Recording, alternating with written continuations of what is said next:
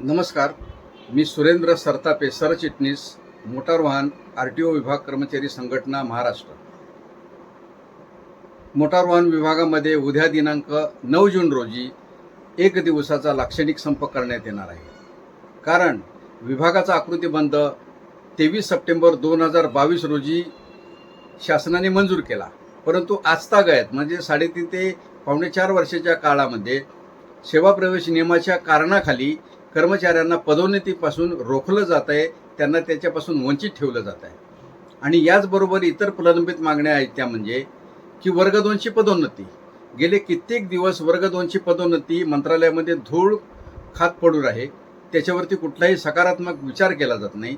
त्याच्याबाबत कर्मचाऱ्यांची अधिकाराची जी मागणी आहे ती म्हणजे सेवा अंतर्गत प्रगती योजनेअंतर्गत दिले जाणारे कालबद्ध पदोन्नतीचे लाभ, त्याच्यानंतर पदनाम बदल, लिपिक आणि वरिष्ठ लिपिकांना जी आमची संयुक्तिक अशी योग्य अशी मागणी आहे, पदनाम बदल करावा, परिवहन सहाय्यक आणि वरिष्ठ परिवहन सहाय्यक ही मागणी.